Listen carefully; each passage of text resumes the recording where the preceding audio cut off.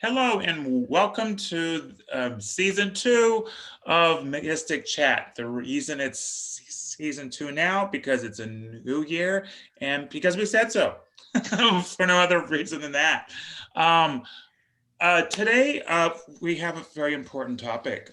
We are going to be talking about racism, paganism, and things like that. And I'm very excited and passionate to talk about that. A little bit about myself. I am Chris Allen. I am a minister with the Fellowship of the Phoenix. I am also a published author. And I would like to introduce my co host, Ruby Ruse. Hello, Ruby, my name talk is. about yourself. Hello, I'm Ruby Ruse. I am a pagan YouTube artist. My channel is called Fairy Fortunes. I talk about fairy folklore, fairy faith, spirituality, and I also highlight some fun and fanciful fairy themed events that I attend. So I do hope that you will check out my channel on YouTube. And that's really it. I just have lots of opinions. And with that, I'd like to turn it over to Luke Babb to introduce themselves. Hey everybody, my name's Luke. As Ruby just said, I use they them pronouns. I am a columnist over at the Wild Hunt, a member of the Troth and the Fellowship of the Phoenix, a devotional polytheist who works mostly with the Norse and Hellenic pantheons, and sort of just a magical jack of all trades. I like getting into trouble and then trying to get myself out of it. That's what that means. Um, uh, and uh, so when we were talking about today's topic, Laura, who's our fourth co-host, who isn't actually here, um, suggested this topic actually, partially because of a column that I wrote over at the Wild Hunt. Um, for those of you listening to this or watching it in the future, we are doing it on the 14th of January, um, 2021, which is about a week after the riot at the Capitol. Um, and the coup at the Capitol, the attempted coup at the Capitol, the combination coup super spreader event at the Capitol. Uh, so what after that happened, one of the things that was really getting media attention is that one of the people who came into the Capitol building was dressed really oddly. He was obviously, and afterwards the articles about him doing research on his life, he does this for attention. He dresses like this to draw the attention the of the media. uh it works.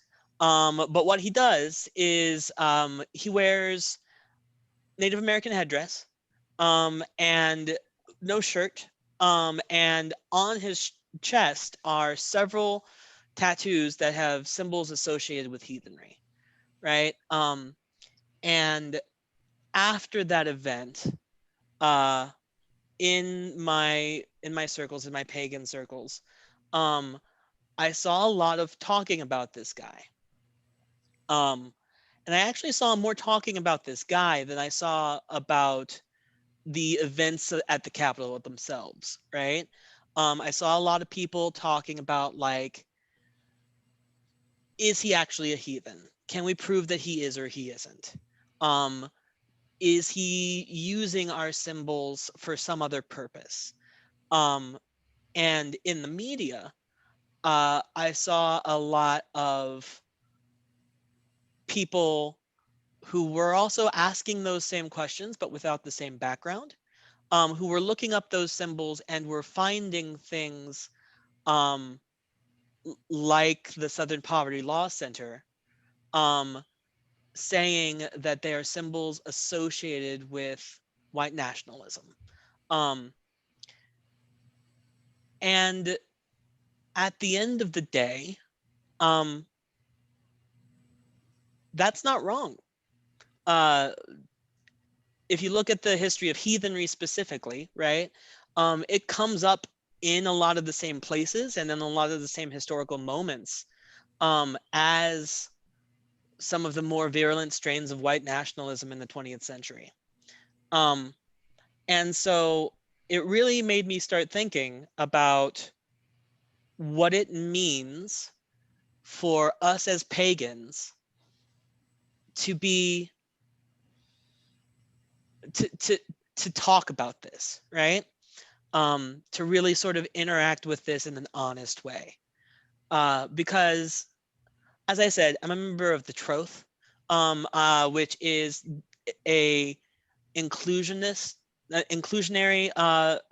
heathen group in North America. Basically, what that means is that we are very clear about the fact that we do not discriminate. We do not tolerate discrimination in our spaces. And boiled down even further, it means that the Troth is not a racist group, right? And we're very proud of that, and I think we are rightfully proud of that, because a lot of heathen groups are really explicitly racist. That's why they exist. That's one of the principles of their faith. The one that got all the news that eventually ended up sort of catalyzing this conversation most recently published a position. You know what? I'm not even going to name the group. I'm just going to be like, there was a group published a position that said that they were for their masculine men, feminine women, and their beautiful white children. And if that doesn't get more explicit, I don't know what you're asking for. So we're not them. And I think that a lot of us here in America, that's what being not racist means.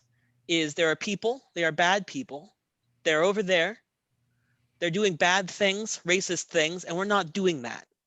That's not us, right? And that is true, but it also lets us sort of leave it at that, right? It lets us be like, not them, so I'm good, I'm done. And as I've been thinking about it in the last couple of years, watching the news, right? I've been thinking a lot about how that's not enough. Because growing up in America, and I've heard a lot of people talking about this, but the thing that I really liked that I heard most recently is this idea that cultures have habits, right? People have habits, cultures have habits. You get into this habit, and then you don't really start thinking about where it comes from anymore. It's just part of how things go. It's how things run. And in America, one of our habits, one of the things that we are taught, not by anybody saying certain kinds of people are one way and certain kinds of people are another. Like, nobody sits us down. Well, maybe your experience may vary. I don't know your families, but I was never sat down and told, like, there are certain people in the world who look different than you and they are bad people, right? I never had that conversation. But growing up in America, I was growing up in a society where certain people had access to things that others didn't. And we just didn't really think about it, right? It was just sort of the way the world is. Certain communities were more likely to do this or that, right? And that was just sort of expected. Because American culture is in the habit, right, of reproducing certain kinds of beliefs about people. And that's different, right? That's different. And it's much harder to look at than people being bad over there, right? Um, and that's, I think, where racism really lives in America. People talk about this in terms of inherent racism, structural racism. Um, if you've been a part of this conversation for any length of time, you will have heard different ways of talking about it. But it requires a really difficult thing, which is like looking internally at things that you can't see, that you've been taught not to be able to see, right?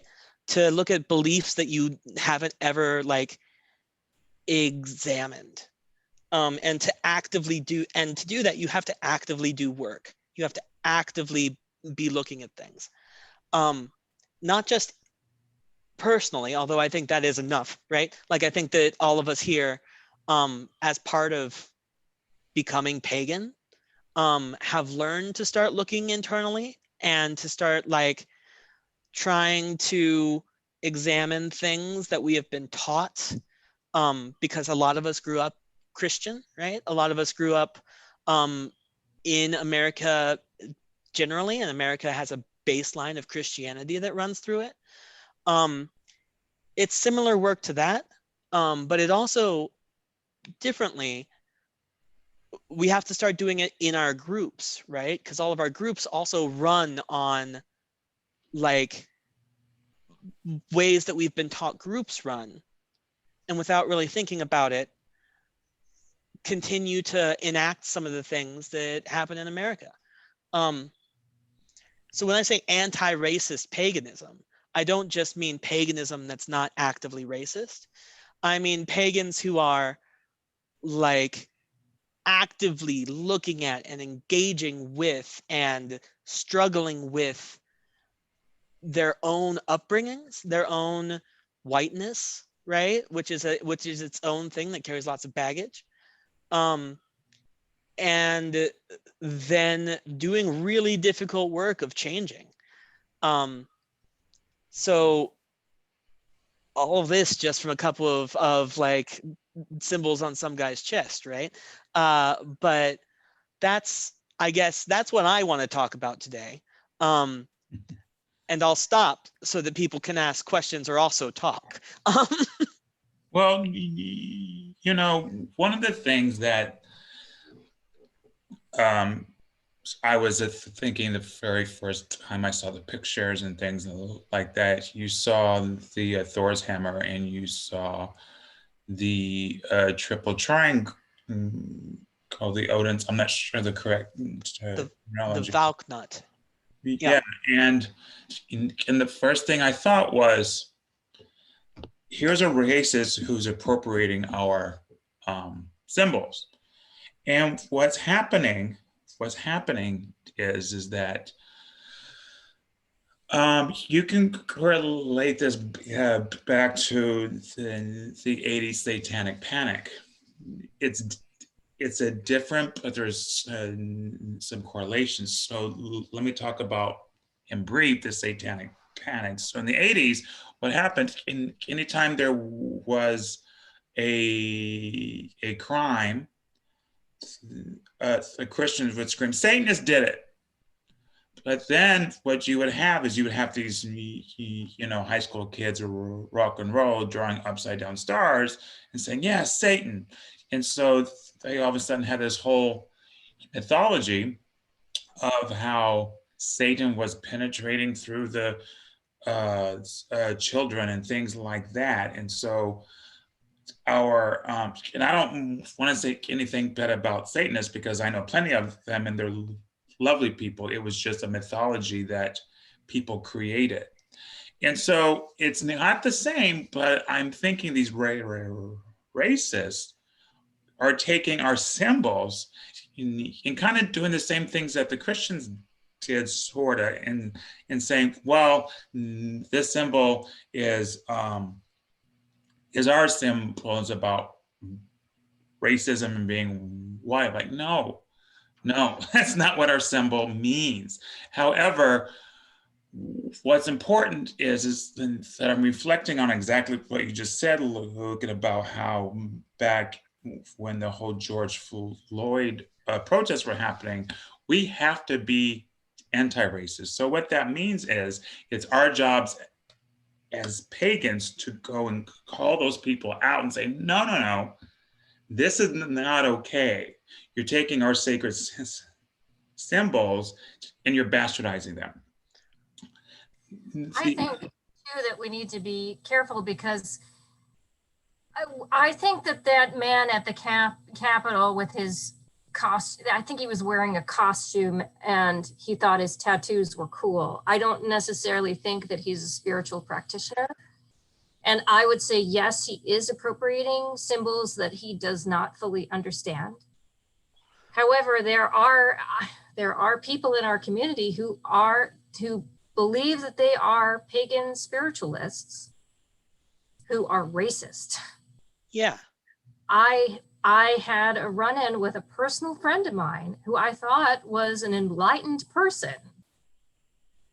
And I cut ties with her completely because she was, I'm going to say it, she was a Trump supporter. And I'm like, you cannot stand for misogyny, racism, terrorism, and sedition and have that be okay between us. That's not okay. And I think and she's like a deep spirit. She believes that she is a complete and deep and honest spiritualist. Yeah. And that's really difficult. And I also think I think that this is really complicated, right? Because like on this point of appropriating symbols, right? The American heathen movement, the heathen movement in general, only really goes back to the early 1900s, Germany, right? And it was originally founded in and sort of coming from this sort of mystical tradition that was white supremacist. That's what it was. It was a bunch of proto-Nazis trying to find a German national religion that they could found their bigotry in, right? And when it came to America, it was brought and like came up in America by a lot of people who had very strong white beliefs. So when we talk about these people appropriating our symbols, it's not, they're not taking our symbols, we're taking theirs. We're the ones who came in and were like, actually, this is a religion. These are real gods. This isn't just a veneer for hatred. This is a practice that we can have. I think that's really different from what this guy at the Capitol was doing with the Indian headdress, right? Which is a terrible word, the Native American regalia, right? He was using an outfit of specific headdress from Great Plains tribes that is very different. They had it first. He's going in and he's taking something, right? And thank you, Beth, in the audience, for pointing this out. He was going in and taking something he had no right to and using it for his own purpose. Unfortunately, a lot of the symbols that heathens love and honor and consider really holy, he has just as much cultural right to them as we do in some ways.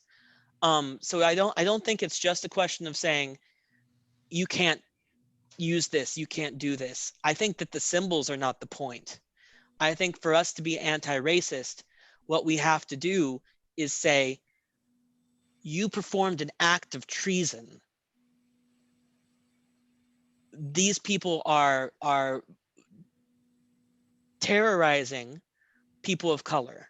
These people are creating whole like worldviews that are deeply poisonous to the American ideal, right? I think that in order for us to be anti-racist, we have to not just say that is wrong and bad, but also what am I doing that is also doing this?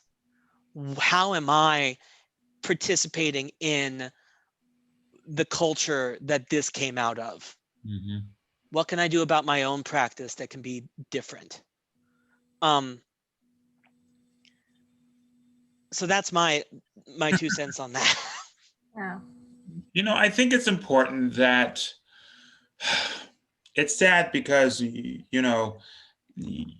look at the swastika, and what it is two runes put together. That's the sun, and now that used to be a sacred symbol. Also, that same symbol is found in Buddhism, and I think they took it more from heathenism, of course, but because it has so much negative energy. And I think we talked about that before. Luke, you brought up a really great point about in the 21st century, it's not about what a symbol used to mean, it's what it means to people now. And if you can go anything about how runes or symbols or art works on your magical psyche. Every time you see something, however you feel and think goes into the collective consciousness. So yes, it is actually tainted with that energy. It would be sad. So even though I follow heathenism, I don't have any of the symbols per se. I don't even own a Thor's hammer. But for me, it would be very, very horrible if we as heathens don't step up and say, no, this is what we actually stand for. Let us educate people. At the same time, I say this to Christians all the time, clean up your own backyard. And when I see people who are racist, I don't care what tradition they're from, I'm going to call them out. And I will do it publicly. I don't care. Like, I have publicly called out racists, and there's a big difference in my book between for not thinking and not being educated and saying the incorrect thing, and someone who is actively harming. You know, because I'm hoping people say, oh my God, I'm so sorry. I didn't realize what I said or whatever was inappropriate. I'll do better. I'm talking about the people who don't do better, and it's continual. Um, I have lots of opinions and thoughts on this, so you guys feel free to jump in anytime. Don't I'm just gonna talk on this if you want me to. So, I mean, same, honestly, right? well, to be honest, I have a student online, and I'm teaching him say there and things like that. And I was telling him, you need to, he joined the Trot, the website and all that stuff. And I said, you really need to get the books because they're great.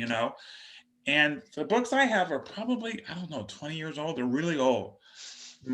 Like they're all tore up and everything. And I know at they're having a new edition, but I was opening up the page to the editors, and one of the editor is a known racist.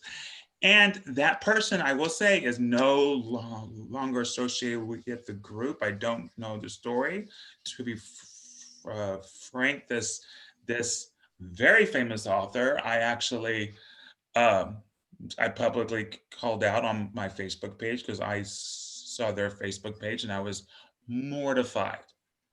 But that's a good example of cleaning up your own backyard. And we need to call people out. I do believe in second chances, but it also depends. Just like I said, a second chance of, I'm so sorry, I didn't realize blank was inappropriate versus I'm trying to hurt someone. I'm trying to actively support white power or something stupid like that. Yeah. And I think that's the really big difference, right? The the organization that's founded around this in heathenry is called Declaration 127, which is based on the 127th stanza of the Havamal, right? The sayings of the old one. And it basically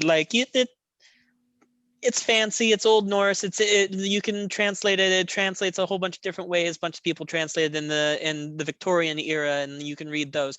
It basically boils down to, if you see something, say something, and take no shit from nobody. And like, that's an important part of the practice, right? Is to be able to be like, this is super racist, and I will not allow it here, and I will not tolerate it from you. But I think also a lot of the Havamal that we don't talk as much about, and like, listen, the holy books of my childhood are very much about like, by your actions shall ye know them, right? Like, we're not just like, I get I'm very excited that we have such a strong tradition of being able to be like, those guys are not with us. Because I think that you're right. I think that we need to be taking back and like making our own spaces like very safe for people. But that always puts us in relationship to them, right? They do something and we say, oh, no, no, no, no, no, no, not that. They show up and they have a strong stance and we're like, we don't do that here. But it takes away our ability to show up and also have a strong stance, right? If we are always reacting, and that's a precept of magic too, right?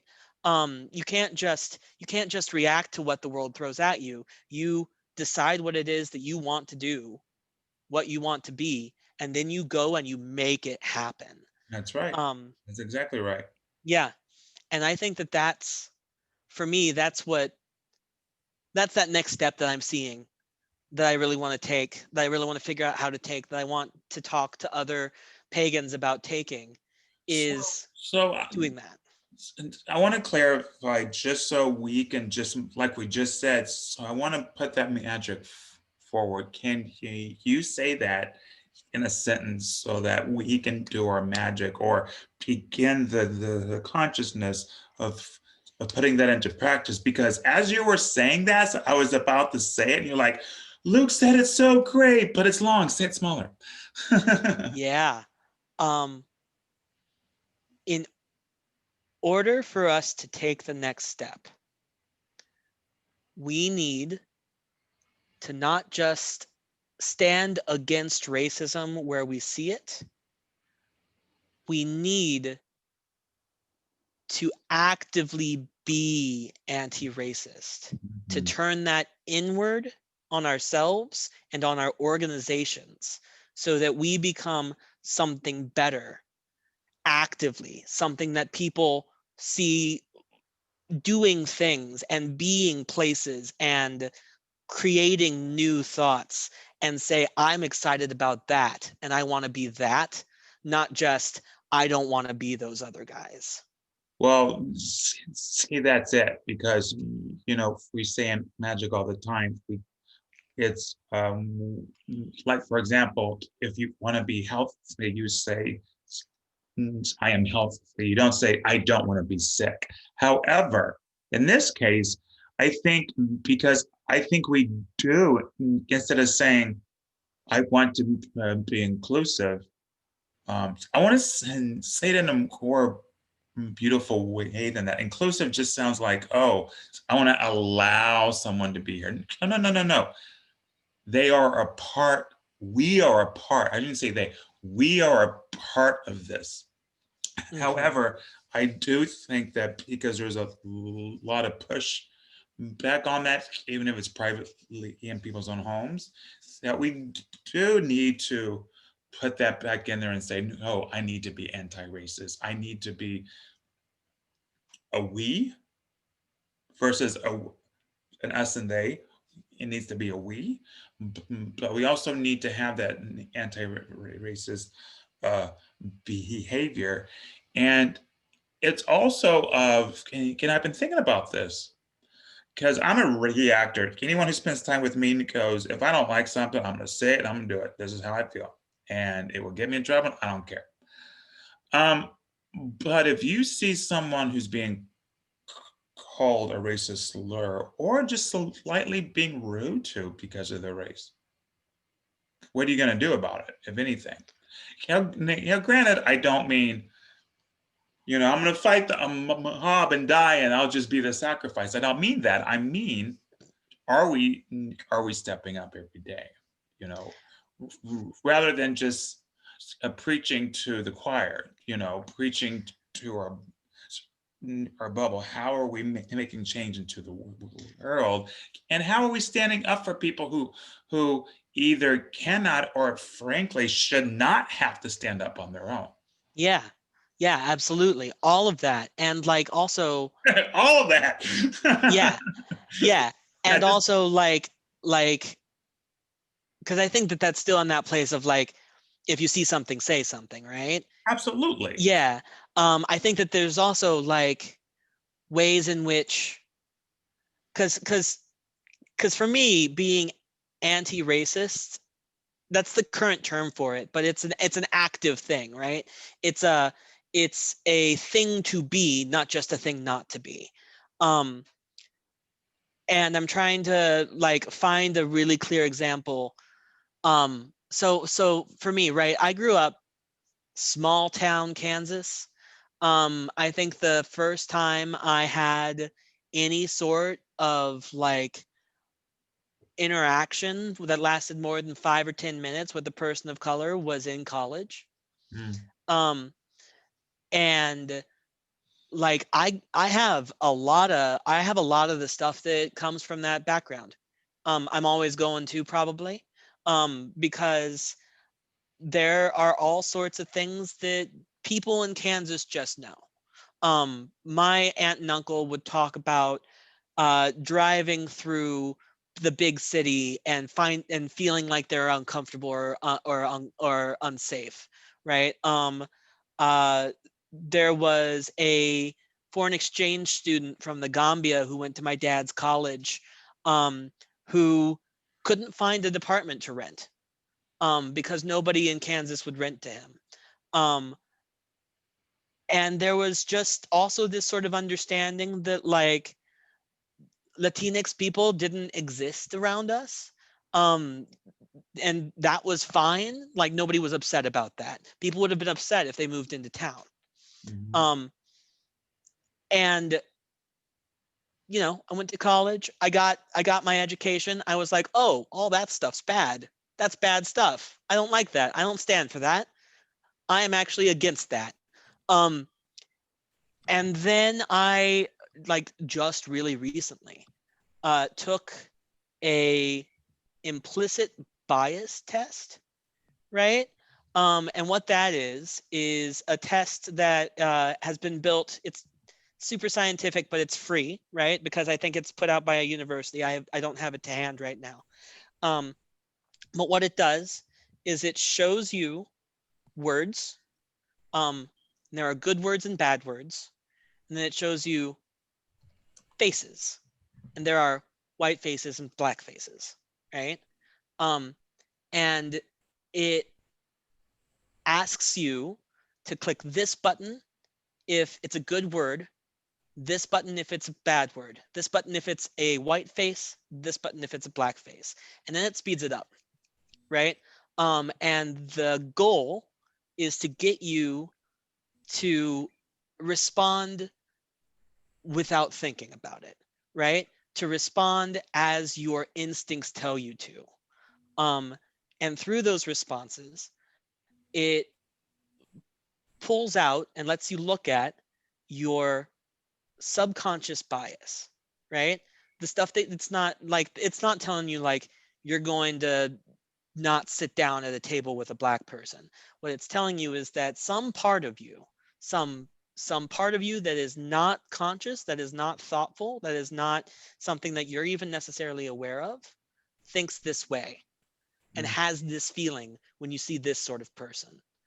And like, hey, Luke, I would like to jump in. Yeah. I noticed there's a lot of ladies on this call, but and I did join a little late, but I haven't heard any women talking. I love it, Phyllis. Ruby, you got something to say? Well, I've been listening, and one of the things that when I was hearing you is about when you were talking about when you see something, say something. I do think that we need to be careful that if we are of the majority, if we're white and we're coming from a place of privilege, and privilege can take many forms, because I would argue that being Christian in America is a privilege regardless of your gender. Having a binary gender is a privilege. So if you are non-binary, now you're not within that privilege. If you're male, that there is privilege. You know, and then we get into the issue of race as well. So I think everyone can come from a place of privilege. So we do have to be careful that we don't become the privileged savior, if you will. Because I have been in, obviously I can't speak for a person of color because I come from a white background. But I have had men defend me for being a woman. And I don't need them to defend me for being a woman. I can handle that on my own. And actually, to me, it feels like they are doubly suppressing me when they try to be my savior. So I think we need to also, when we're considering our biases, because I think that that is absolutely important. I have been very fortunate that I've actually been heavily trained in implicit bias. So that's very fortunate for me. But when we try to take that position of Messiah, when we try to take on that role of savior, is discrimination too. Mm-hmm. And so we need to be careful about that, I think. And that's hard, because how do you stand up and not make the problem worse? But you were saying, Chris, I'm sorry, I didn't mean to interrupt. Well, I think it depends upon the situation too, because I've had many discussions, especially over the summer, with a lot of my Black friends and colleagues. And the first thing that they say over and over is, it's not my job to fix this. You know, it's not their job to fix this. It's not their job to educate us. But you know, what I'm talking about is, if I see a Black woman being yelled at by a white man for being Black, or just because, and plus, I think I'm a good judge of energy. And so I could tell by just the conversation what's going on. For me, maybe there's a more elegant way of stepping in. You know, sometimes you can say, are you doing okay? Are you okay? And if she says, I'm fine, I can handle this, then of course, absolutely. But if I see someone who's just feeling broken down, you know, that's a hard one, because I don't want to walk away, because I want to make sure someone is safe. Absolutely. And so maybe a better way is to say, are you okay? Or how can I help? But at the same time, I don't know, this is a hard thing, and I would have to speak with some more people, because one of the things that I love to see is this, a long time ago, this white woman came in screaming at a Black gentleman in a Starbucks. He was calling him in. Could we stop with the description of other people's behavior? It's going to take a lot of time. Let's focus on our own behavior that's problematic. Because So that's the problem with anti-racism. Making a stand and not letting people slide is part of the work, but it's only part of the work. And the problem is, a lot of people think, oh, I'm one of the good guys. How many of you people live in a Black neighborhood? How many of you people have Black friends? More than one. And it doesn't, I'm not Black, Indigenous, and what Ruby was describing about how everybody has privileges and there are different levels of privilege. She's absolutely right. But you see, there are Black women, so you have two intersections of issues, and this is, of course, that's called intersectionality. But to me, I think the anti-racism that needs to be done, there does need to be more standing up and not letting the racist jokes slide. But the problem is up here in the North, where I'm from Chicago, and now I'm living out in Portland. People are more covert in their racism. Yeah, you'll see somebody yelling at somebody else for their skin color. But what you won't so much notice is that when the hiring manager is when you're the hiring manager and you're going through the pile of applications and you just don't pick Shaniqua as the top one because it sounds like a Black name. So I was just saying, let's pull our focus back into ways that we can improve our own actions, because I think people are a little too damn complacent and they think they're being fine and they have no idea the little microaggressions and racist attitudes that they're putting off to other people. And I'll leave it at that. No, I think that's a good point. But for many of us, like, I'm not in a position where I'm ever going to be looking at somebody's resume. But I mean, that is a good point that you brought up. But I think if we bring it back to our spiritual communities, which is what we're talking about here today, like I remember when, well, you would be able to, the two of you would be able to talk about this better than I can. But I remember when the Fellowship of the Phoenix was the Brotherhood of the Phoenix, and the struggle that they had recognizing the trans community. And so they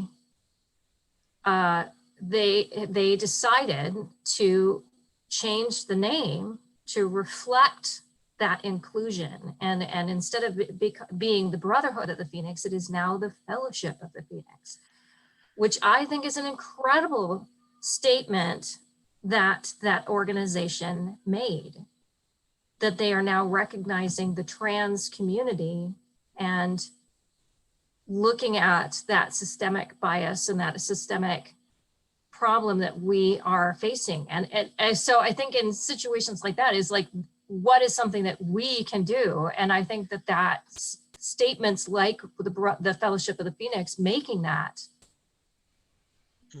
need to see more of that in our communities. Now, it's difficult because with what you were saying, Luke, about heathenry, especially coming actually from a place of white supremacy, like how, because you said it yourself, I mean, they have ownership of those symbols too in their own way. So how do we make a heathen space safe for everyone? Like, how can we change? I mean, because I think maybe it might be an issue of language. It might be an issue of imagery, making sure that the websites have diversity and language of inclusion so that people feel safe and welcome. Well, and first of all, Ruby and Phyllis, I want to thank you both for your super awesome comments. I have been called to task a couple of times and I appreciate it.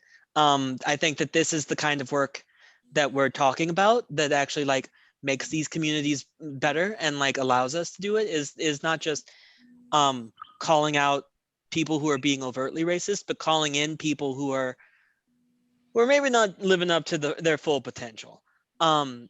So there's that. I also think, to your point, Ruby, to your example about the fellowship, I think that part of what forced the fellowship through that transition is that there were already people in the fellowship and wanting to be in the fellowship who the current rules excluded, right? And at a certain point, from how I was told it, the leadership said, we can't be turning people away, right? We need to really deal with the fact that our community looks like this. And part of the struggle, I think, is that pagan spaces are super white. There are a lot of reasons for that. There are a lot of cultural reasons for that. But it is not because there are no pagans of color. There are lots of pagans of color. And I think that one of the things that being anti-racist means is doing the work to figure out why they don't feel safe in our spaces. And I think, to your point, Ruby, that's not a question of, I don't think that we can take a point of like being like, oh, here, we fixed it. We Yeah. made you something. Congratulations, you are accepted by us. I think that it is work that requires long-term relationships with communities of color.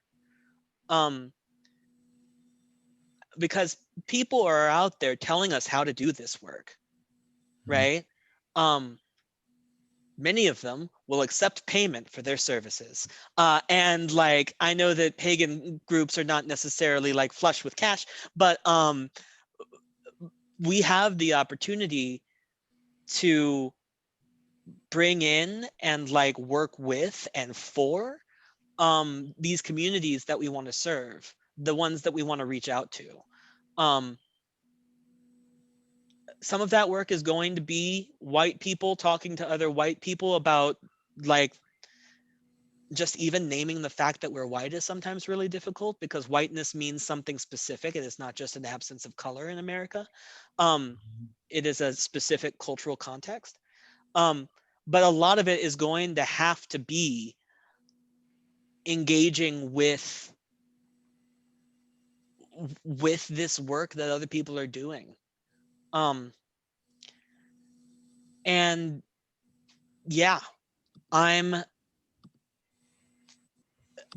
think you're right, fellas. It requires so much more examination of our own privilege and call it shadow work, then it requires calling out, because we do the calling out bit already. It's important, but it's also, it's not an end state. Well, one of the things that we need to make sure to piggyback on what you're saying is to create safe space, welcome space, loving space. And I say all that because, you know, I've seen people attempt both with the gay community, with women, with people of color, like, oh, you're welcome here. And it doesn't feel like a loving place. It feels like we're being tolerated. And so part of the, and as I've had some conversations with friends who and me having white privilege, I would just like, oh, hey, why don't you come to Sidetrack and hang out with us, blah, blah, blah. Kenny goes, no, I don't want to do that. I'm like, well, why? Because I'm oblivious and privileged. And he goes, because I'm not treated well. And I was like, really? Because I haven't ever seen that with my particular friends who are of color. And he was just like, it depends upon the group and if they're accepted into white culture. And he says, and I agree, people of color do not and should not, unless they want to, have to conform to what white people are comfortable with. So when I say have a welcome space. And I'm seeing on the, I'm not sure who said it. I'm seeing on the chat, it says a do more outreach. Absolutely, absolutely do more outreach. And I think it's also going to take some time because when I'm having these conversations with people, the thing I'm hearing is this has been going on for a long time and scars run deep Mm-hmm. and it takes some healing.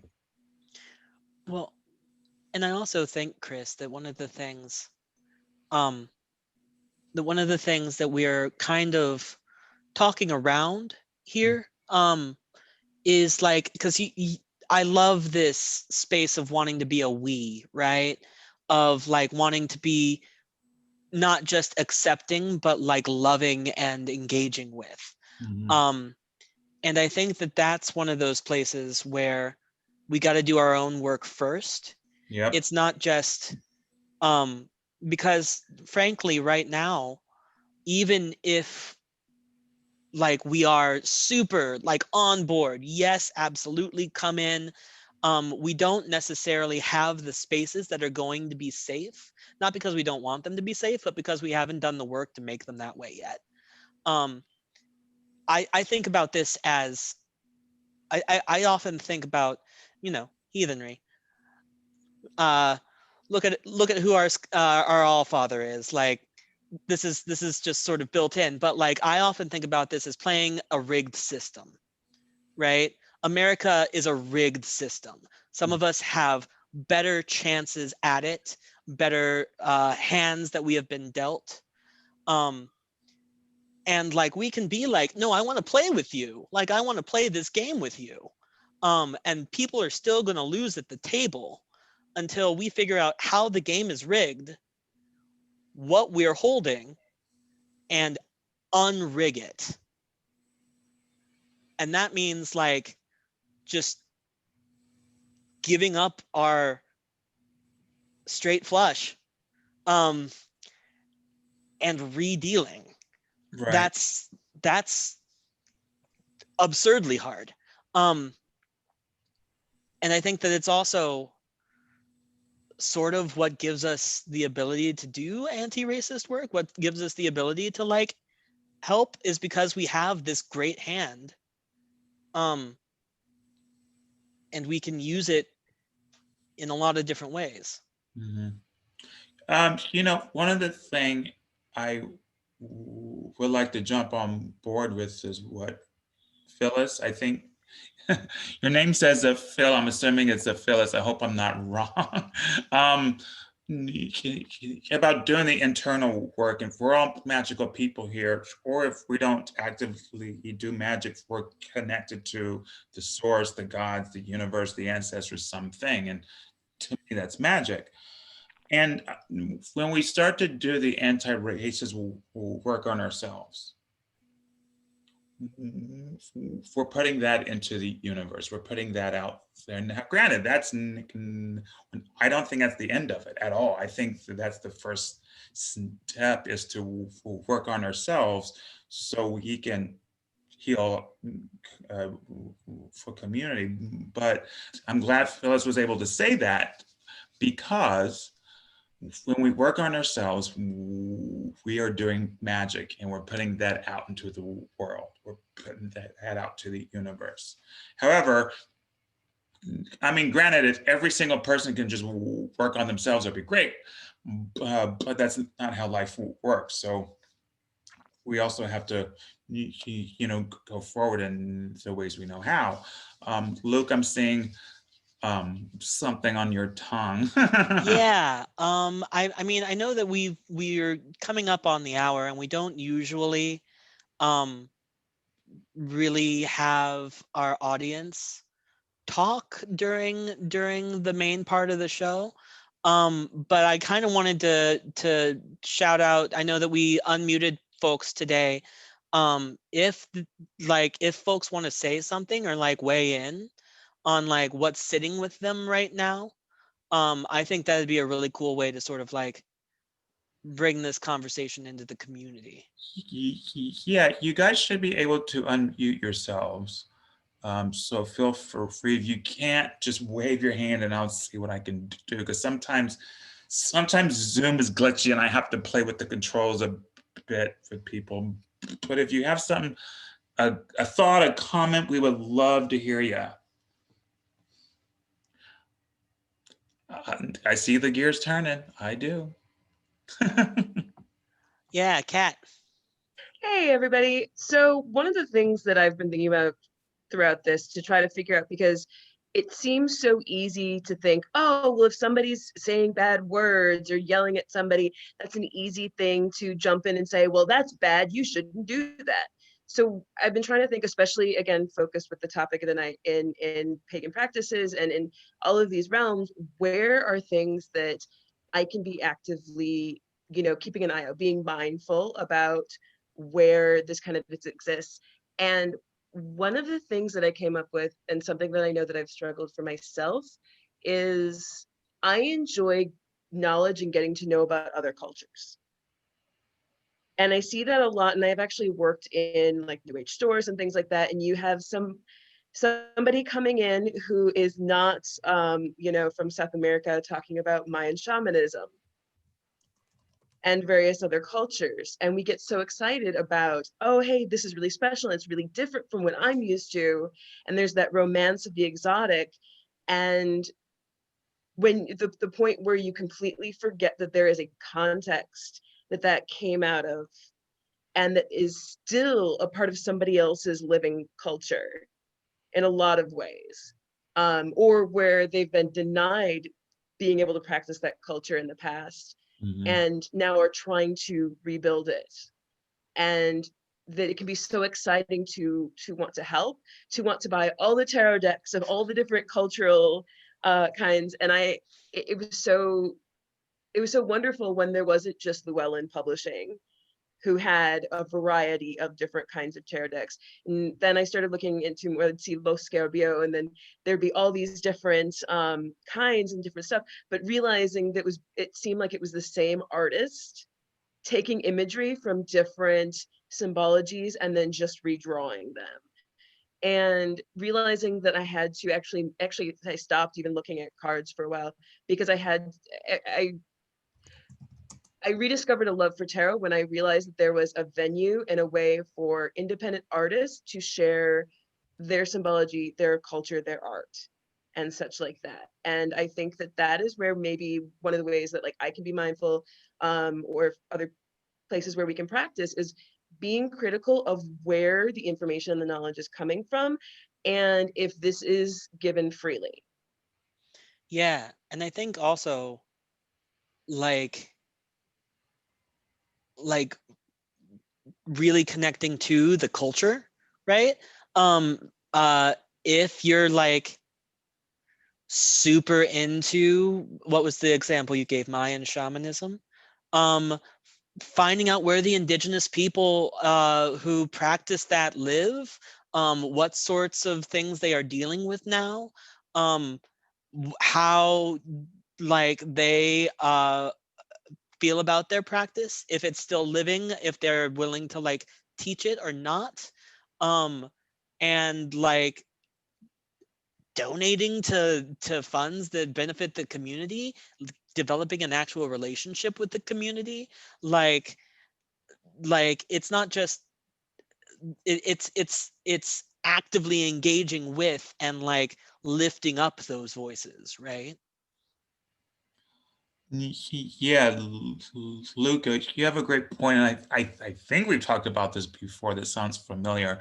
One of the things that is weird and sometimes hard for white people, and remember this, what I'm about to say comes from our privilege, is that sometimes we want to attend ceremonies that are indigenous or voodoo or things like that, and we're not welcome, and we're confused and hurt about that, and we shouldn't be, because this is not our culture, and sometimes white people get butthurt because we're not invited to the party.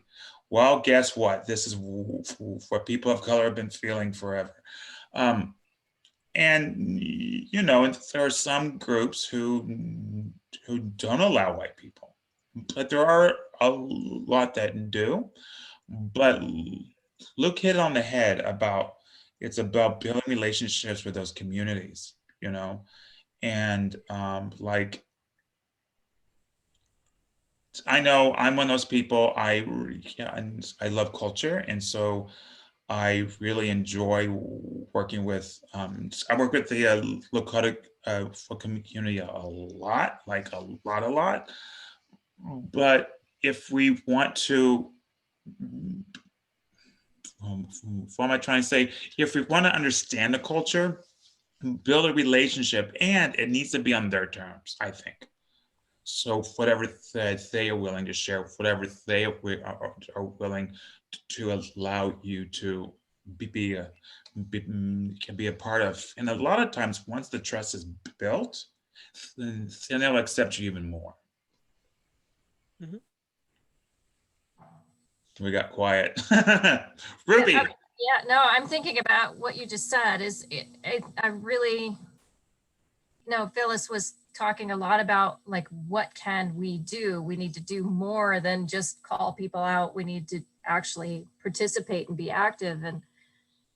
And I think it's building those relationships that is probably the key, you know. And I, in my work, I was part of an outreach sector of my work.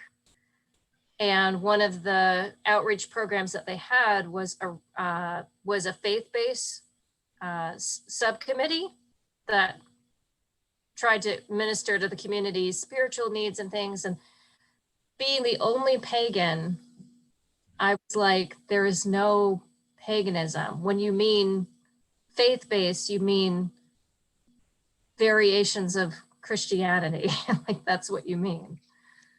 And maybe it's time to be the one voice, you know, to be the one pagan on the faith-based community committee meeting, you know, to have that voice heard so that other members of the community, and especially minority members of the community, can see that that is an option. Because you're right, there are color that are pagan,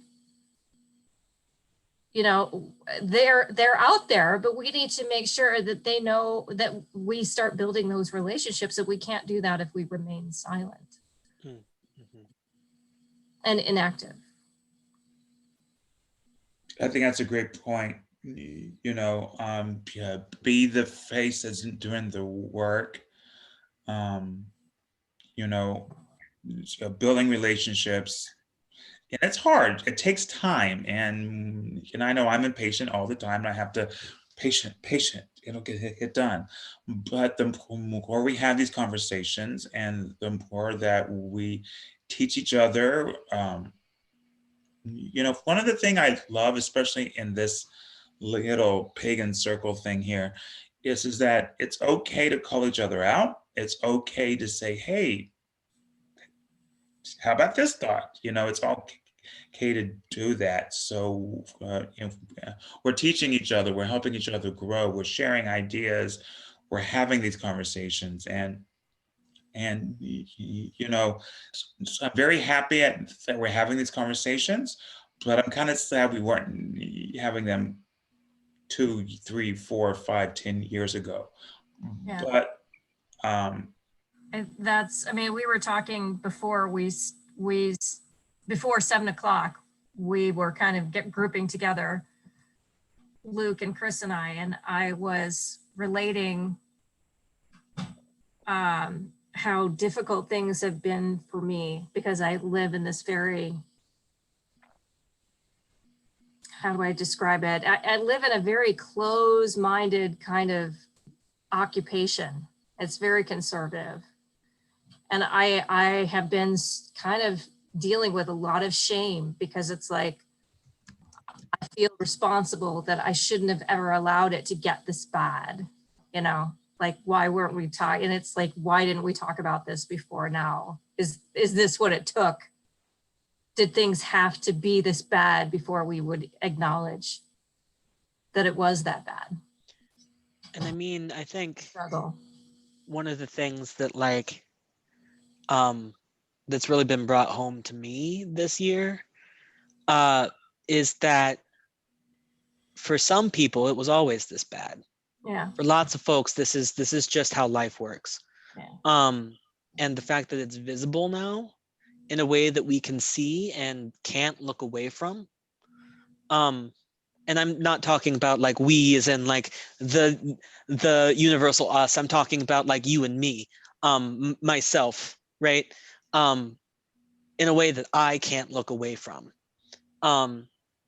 is a function of the time. It's a function of the moment. It's a function of my own growth.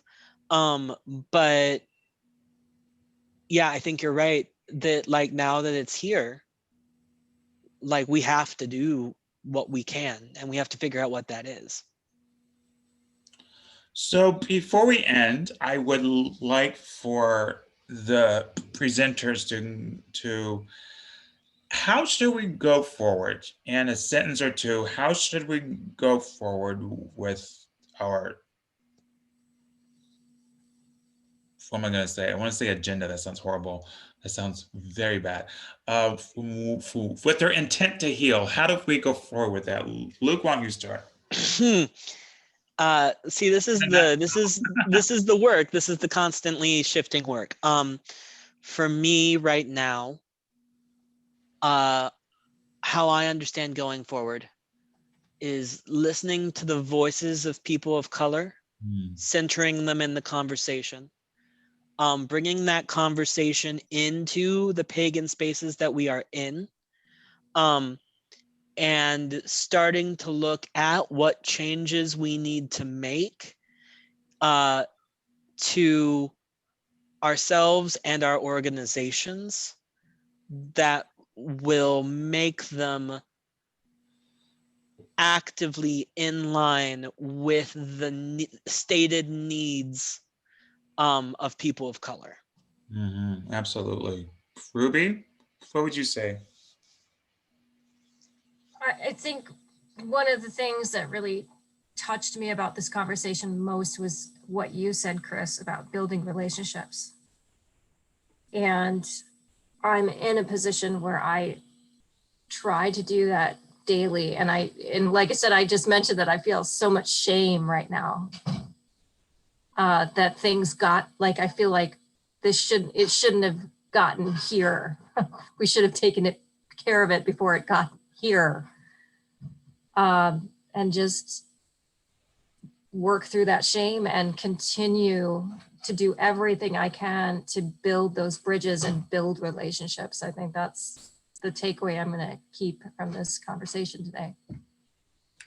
Great. For myself, I would say that the white community needs to learn to be okay with being called out and hearing some hard truths. You know, we have to quit saying, well, that's not me, because sometimes it is us. I've learned to re-educate myself on what I used to say as a stereotype. Well, that's just a homeless man stereotype. They always do blank. And so you can use that to me as a form. I mean, that's classism right there. And that's in fact the definition of classism. But to be okay being uncomfortable, to go to be called out and just listen. Just listen. One of the if I learned anything in the past year about this topic, is to, whatever I think is the correct thing to do, set that aside, ask a person of color, and listen to what they say to do. So that's my take on it. I want to thank everybody for the discussion. I think this is important, and I'm sure we'll talk about this again, over and over again. And I just want to say thank you, and I look forward to season 2 with you guys with all different topics. We are live every other Thursday at 7 p.m. Central Time. However, if you missed the show, we are on YouTube. We're also on Spotify and iTunes. So everybody have a wonderful evening. Stay warm and good energy to everybody. And we shall see you later.